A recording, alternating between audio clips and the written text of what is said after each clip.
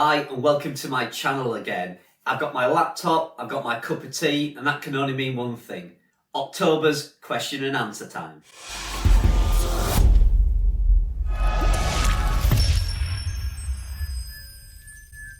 Hi, my name's Carl, I'm a UK affiliate marketer, and each month I do a question and answer session where I post a picture or a poll up in my community tab on my channel where you can submit a question or anything you'd like to know or any advice you'd like, or it may just be a specific question you need an answer to. So I do this once a month. In fact, I may have to start doing it twice a month. I'm getting a lot of questions asked as the channel grows, and I'm not always sure I can fit it in one video. I don't want these videos to drag out to like an hour long each video. You would get bored, you'd skip through, I would. So I might have to bring 2 videos out a month, but at the minute I've got about 20 odd questions on here. I'm sure we can get through this in one video if we speed through. I will timestamp the video as well, so if you have asked a question and you just want to get an answer to your specific question, then have a look in the description. I'll put a timestamp there, you can skip straight to it. And the first question I've got is from Restless Mind, which is a great name. It's like my sleep pattern. And Restless Mind says, "Hi Carl, do you think it's worth spending time on Twitter and Facebook, publishing new article links on them with hashtags? Is it good for SEO? Well, that's something I would do on a new website. If it's a website that I've not got an audience for, I've not got a following at all, I would set up a Facebook, Twitter, Instagram account, and I would put the links and the references back over to your YouTube channel or to your blog. And that can certainly help in the beginning to send some link juice and some signals to Google that you have a social presence, you have a bit of a following, and these 1 or 2 clicks that come over from the posts or the blogs that you link out to in these social platforms, it will tell Google, look, I do have a following, I am getting a bit of an authority on this, I'm starting to build some credibility up, and you should start promoting my content a little bit more in the SERP index. So yes, I would certainly do that in the very beginning, but once you've got a good amount of organic traffic coming through to your website, I would say it's probably more valuable to spend your time writing content. You can get bogged down in Facebook, Twitter, that kind of social media, and take your eye off the main focus, which should be content. So yeah, start in the beginning, but once you've got some organic rankings and traffic, then I would focus on content. And the next question I've got is from Katie, and Katie asks, "Hi Carl, were you a member of Project 24? And I'm considering about that. Would you recommend joining it for a newbie?" I wasn't a Project 24 member when I very, very first started my affiliate marketing journey. I was watching Alex's videos over at WP Eagle, and I followed his tutorials and I got into it from that. Then I stumbled across Income School and I started watching their videos, started commenting on their videos. And then I was lucky enough that one of those comments actually won a competition. And the competition was for Income School to come to my home in the UK. They flew to my address and they did some one-on-one coaching and helped me build up a website. So from that competition, I also won a subscription to Project 24, of which I've done the course, I've completed the steps and everything, and would I recommend it for a beginner? Yeah, absolutely. I know there's a lot of haters out there for courses, but I think if a course is $400 and it could save you 6 to a year of time learning a lot of this stuff, then why not? Why not fast forward, fast track yourself, and get you on the right track a lot sooner? I always say this, would I be where I am now without Income School? I think I would, yes. But would I be there sooner? No, I don't think I'd have been there sooner. I think without Income School, it'd have taken me probably a year longer to get where I am now. So their course helped me. It speeded up my process to get me to where I am now.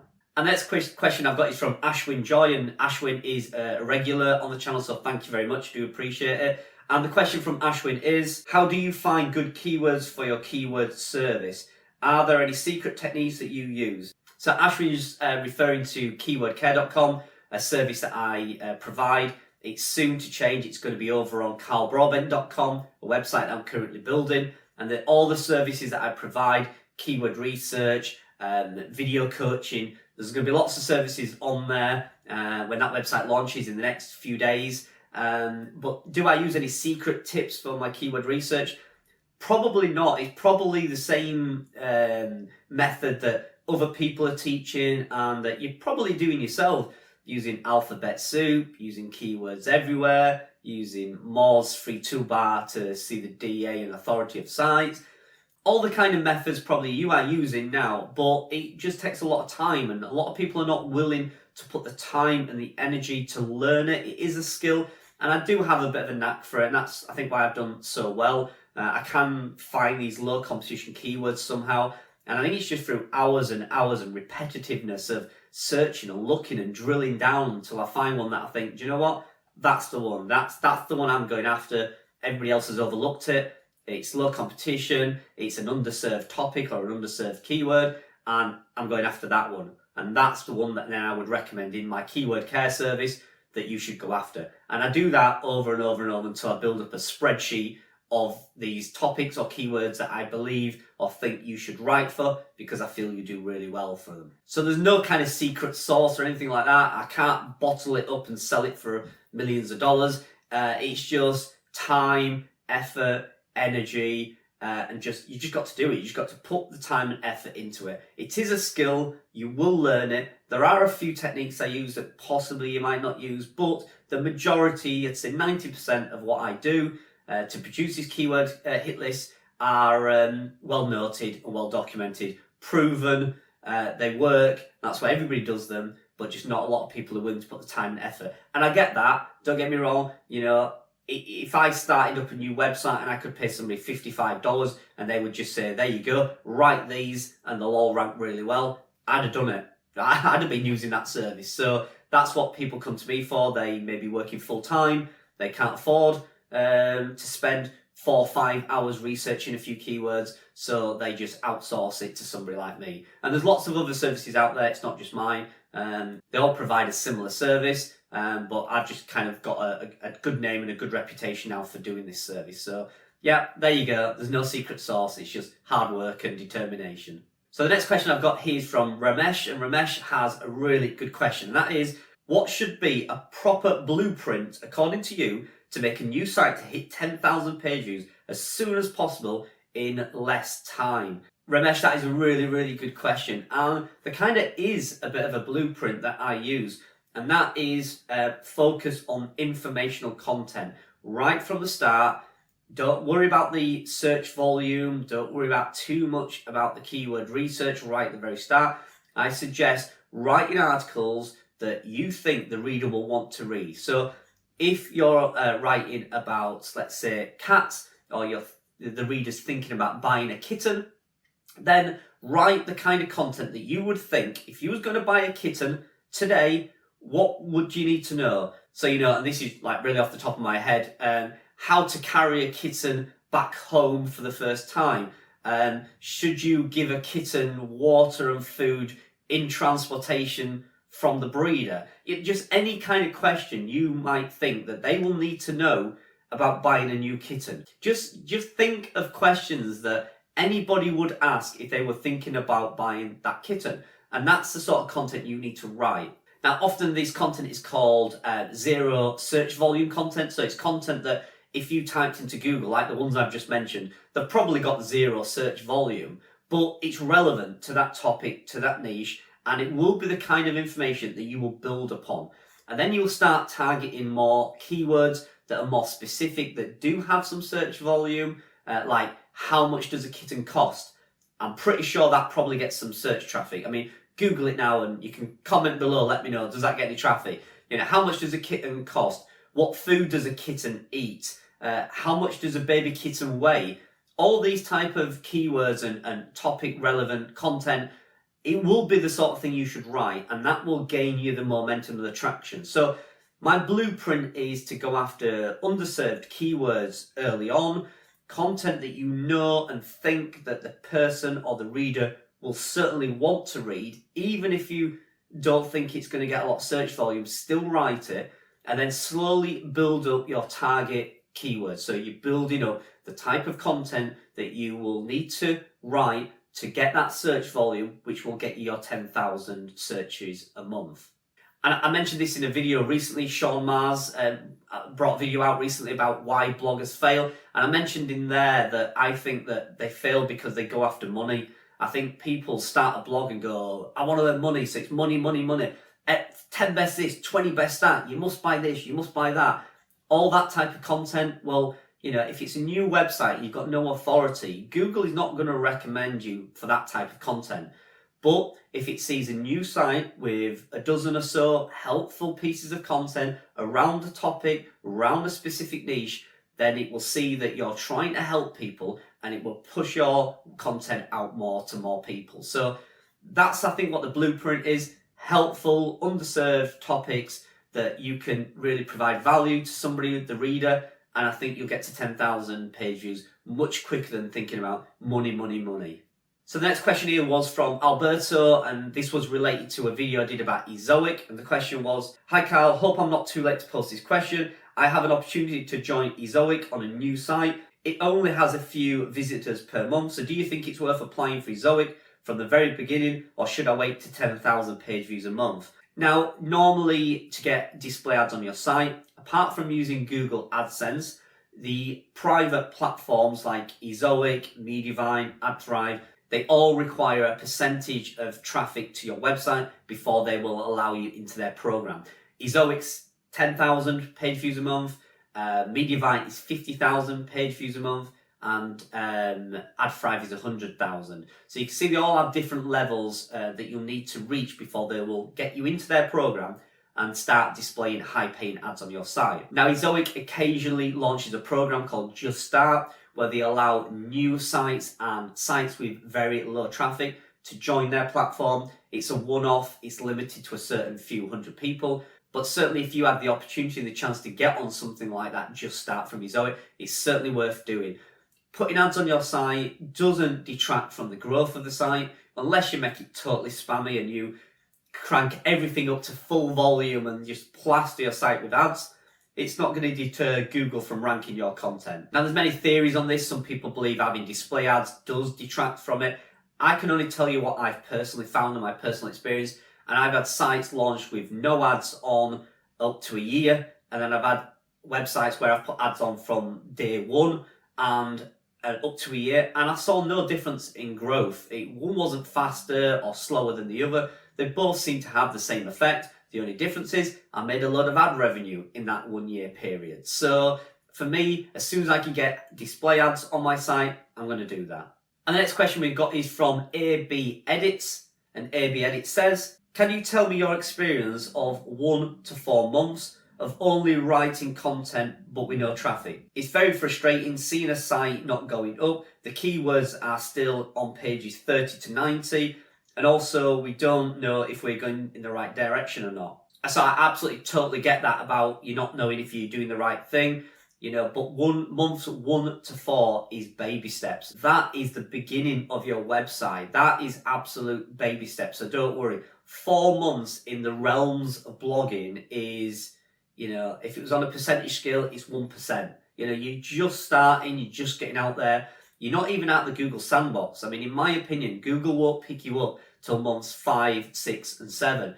And then when Google finds your site, starts crawling it more regularly, then it will adjust your rankings. Then your page will start coming up the SERP index. But you just got to trust in the content. Look at your website and think, does that content, does that article provide value? Does it answer a question? Does it serve a purpose? If it does, trust that your content will get up the rankings. At the end of the day, your content will find a position in Google, in the SERP index, where it actually probably deserves. If you've wrote a great piece of content, you should see it rank high, hopefully on page 1, and it should bring you in some traffic. If it doesn't, and it's on page 2 or 3, reassess the content, reassess the value that you're adding to the user, and if you can improve on it, do so, and you'll see it jump up, you'll see it climb up. I always look at some of my content that's doing really, really poor, and when I look at it and evaluate it, if I'm being honest, it's crap. Some of it's I've wrote right when I first started, and it's just poor content, and that's why it's not on page 1, and it deserves to be there. Maybe I've not put the time in, the effort in, to get the results that I wanted. So there is the exceptions to the rule. You know, if your site's been hit by a penalty or the core update, like the May core update, then you could see great content not ranking. That is just blogging. That is just Google playing its silly dance occasionally. And sometimes you can have a great piece of content and it cannot be ranking. But just have faith in what you're doing. Keep pushing that content out. And trust me, you have them doubts now, but when you see them pages start hitting page 1, that light bulb will go, it is working. And then you can hammer it with content. And that's when you start seeing it. I've got a site at the minute that's just taking off. I mean, it's probably the most successful site I've ever had. And it is absolutely rocketing. It's like that is the graph on Google. Literally anything I publish at the minute, I'm getting on page 1 within seconds of publishing it. So now as I'm seeing that, I'm getting that euphoria, I'm getting that excitement. So I'm banging as much content on as I can. And you will see that same experience when your first 2 or 3 articles start hitting page 1 and you do see them clicks coming in on your Google Analytics or wherever you track it from. You will see it and it will spark that light bulb and you will just go at it and you will just get more and more results, publish more and more content, and it just grows like a snowball effect. So month 1 to 4, don't worry, it's tiny, it's early days yet. You know, I wouldn't really reassess your content until you're at month 7, 8, 9, and then have a look at your content and see how it's doing. And only then can you probably judge if you're doing well with the type of content that you're writing. And the next question is from Exit7482. And Exit8472 says, "Hello, Carl. Why did you decide to do some active link building on your new site?" Again, that's a great question. The reason that I decided to do some active link building is because I've not done it before. And I want to see what the difference is. All my websites, I've used the natural organic method of just producing great content, letting it rank naturally, and building up some natural backlinks. But if I'm being honest, you're waiting forever for these backlinks to get. I have sites now that are like 3-year-old and only really have probably a dozen or so really strong links from authoritative sites. There's so much competition out there now in every niche that it's difficult to get somebody to look at a piece of content and backlink to you because there's so much content to choose from. The chances are that they're going to pick your website or your blog to link to is few and far between. And natural link building strategies now are the safest, and that's why I don't really produce any videos that shows you how to generate backlinks or where I get my backlinks from, because there is still a lot of risk involved with it. But I've tried the natural approach, I've tried the natural method, and it is working. Like I said, my most successful website at the moment has no paid for backlinks. It's all natural, it's all organic, and it's doing far better than I ever thought it would do. But I wanted to see if I produced a new website and I had a proper structured backlinking campaign, would I see quicker results? Would I see better results? And it's still early days on it yet. I've managed to get, I think it's about 7 amazingly strong backlinks. So we're talking 7 links from DA sites like 50 and above, which should send some strong signals out to Google that this site, although it's new, is getting linked to and it's got some authority. Now, I say I'm not an expert in it. I'm not going to advise you over link building. Whether you decide to do it or not is entirely up to you. The safest method is just to produce great content, let it get natural backlinks, but it will take time. And like I say, in my experience, within a year, you're lucky if you've got a few strong natural links. You'll get lots of spammy ones, and again, they're natural. You're going to pick up spammy backlinks. You're going to get blog comments. You're going to get that sort of thing. But to actually build some strong, authoritative links on your site, in my opinion, is getting harder and harder. And the next comment or question we've got is from Fox Run Environmental Education Centre. Now, that doesn't roll off the tongue easily, but the question or the comment is, "I'm just here to say thank you. I got on Ezoic today. Yay, well done. Congratulations. I just started watching your videos recently after they were suggested on YouTube, and I do watch some of Income Skills, so I appreciate your content." So, not really a question, just a comment. I appreciate you commenting. Taking the time to comment on videos, I know is not a lot of people do it, and I appreciate everybody who does it. So it does help me out. It kicks that algorithm up in YouTube, and it really does help me. So thank you. So Fox Run Environmental Education Centre, I give you a big thumbs up. Thank you. And the next question I've got is from Lisa, and Lisa's a regular again on my channel. And in fact, Lisa won a competition that I produced to win a keyword care hit list, and Lisa was the winner of that. So hope you do well, Lisa. Please comment below, let us know how you're getting on with the keywords and the content. And Lisa's question says, hi Carl, what software do you use for graphics? What size do you make your cover page graphic? Sometimes my cover page graphics get cut off on my homepage. Thanks, Lisa. So if we're talking about blog content, my header, feature, homepage graphic I do is 1200 by 600.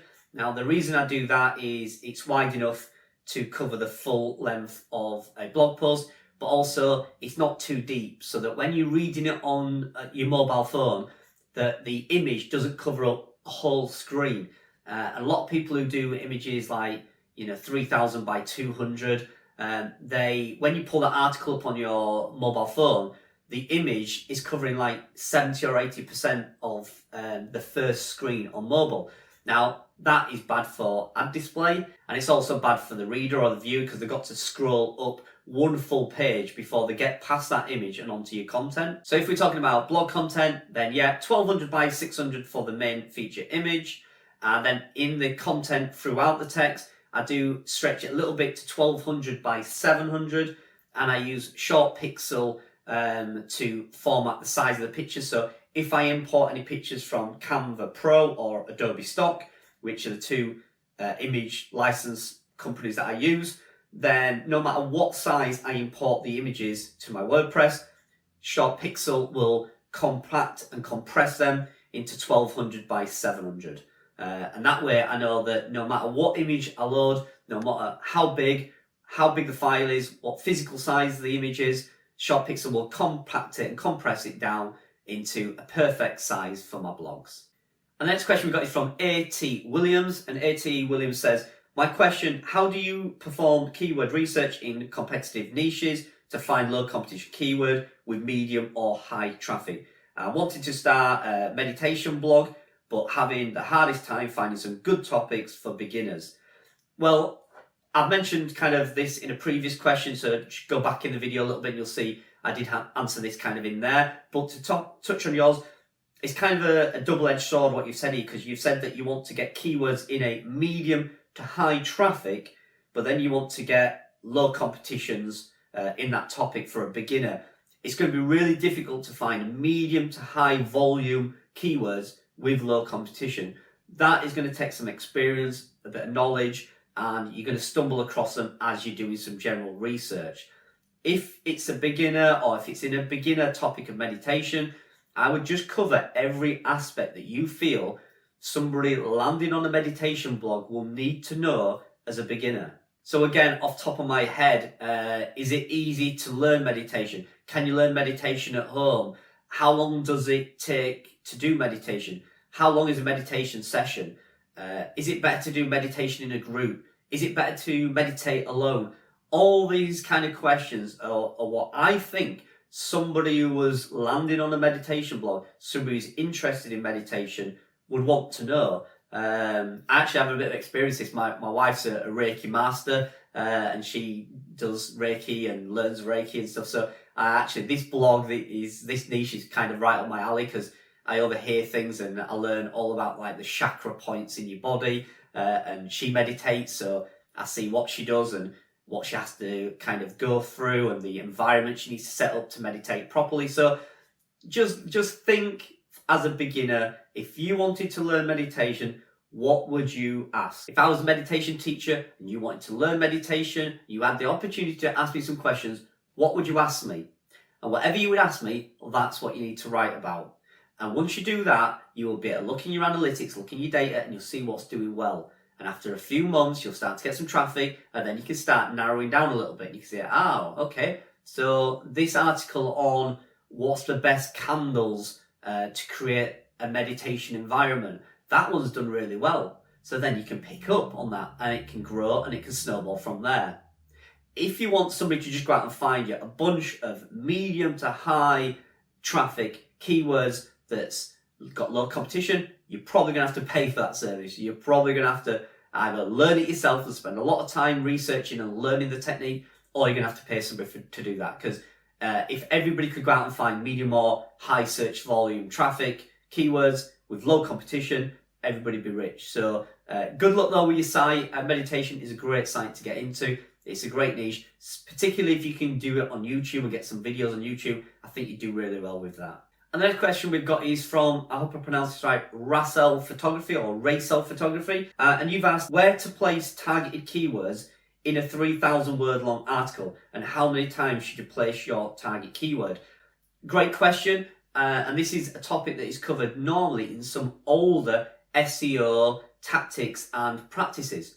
In the modern day world of Google and Google's AI technology, I wouldn't worry about targeting your keywords in particular places. I would have your keyword, if you can, in the title and possibly even in the URL, and certainly mention it in the first paragraph if you can, if it naturally fits into your content. But after that, I don't really worry too much about how many times I need to mention that keyword. Long gone are the days where you needed to make sure that that keyword is in every paragraph or every third paragraph or every second sentence. Those days are gone. Google knows naturally now what the topic is. Google can look at that article, it can read it, and it knows what that topic's about and what it should rank it for. And in fact, it has a lot of benefits to not target that specific keyword within the content, because in fact, a friend of mine, Morton, over on his YouTube channel, Passive Income Geek, go check him out, you really should, great channel.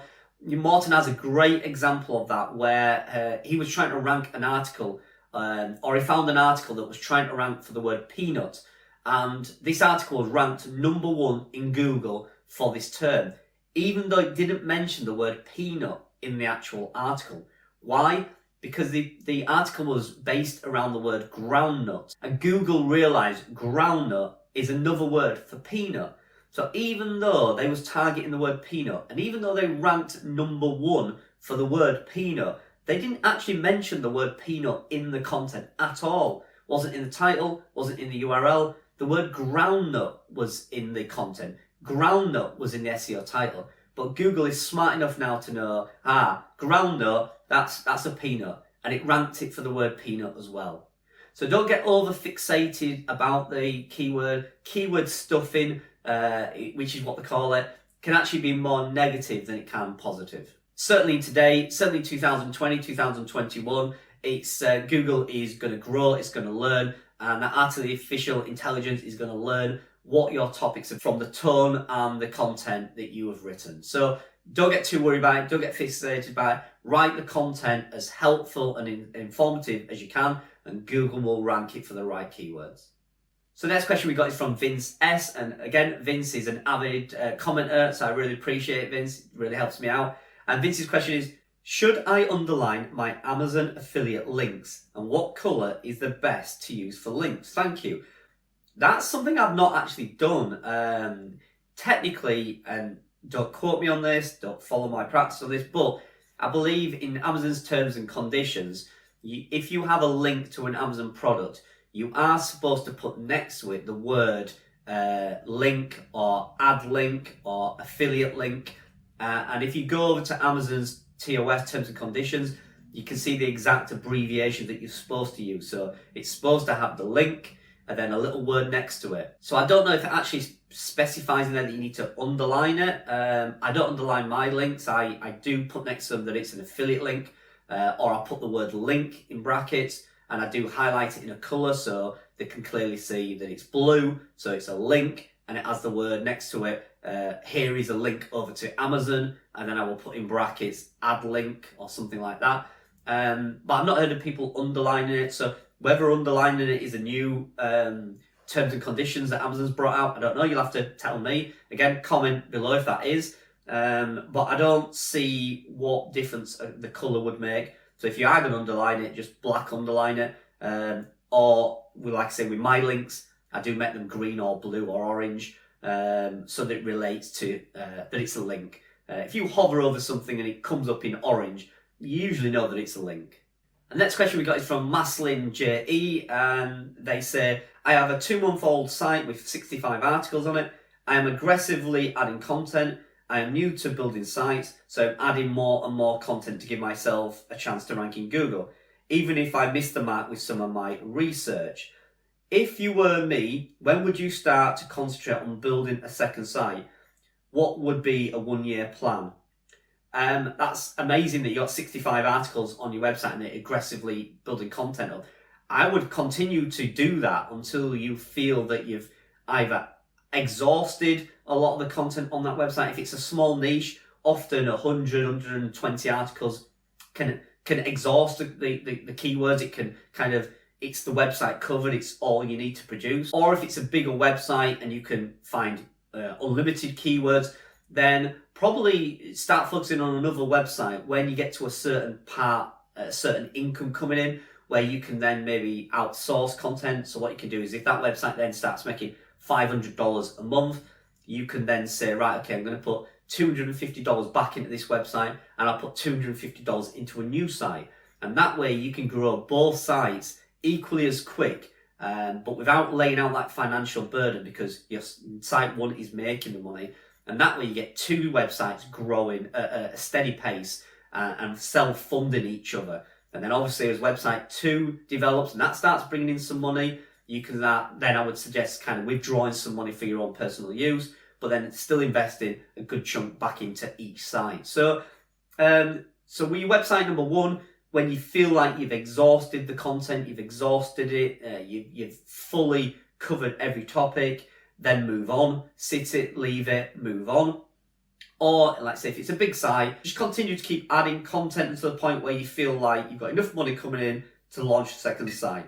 I certainly wouldn't launch a second site if it's going to put you under any time constraints or it's going to provide any financial burden for you. If you've got to really dig deep to get the money to start a second site, it's not the right time to do it. Only set up a second site when you can either spend the time on it or you can outsource it because you've got the money coming in from your first blog. Don't overstretch yourself. Definitely consider having 2, 3, 4 sites. Then you diversify your income. Then if anything happens to one site, you've got the other sites to fall back on. Definitely suggest doing that, but don't rush into doing that. Only when you've got the time or the finances to do it. Okay, so I think that's about covered all of October's questions, the Q&A questions. I will post another one up for November. And again, get your questions in there and I'll answer them. I don't have a particular time or a date where I answer these. It's just basically in between my filming and my blogging schedule. If I can fit these in, I will do. Hence, I've done this video today. But I am really, really busy with my mega website. So it might be a few weeks before I get the next one out there. But it gives you more chance to get more questions in there. So look in the community tab on my YouTube channel. That's where I post the Q&A, and that's where you need to get your questions in there for me to answer for November. So if you're new to the channel, please do subscribe. Definitely hit that bell icon. A lot of you are not doing that and you're missing out on some great videos. So thanks very much. Appreciate you watching, and I'll see you in the next video.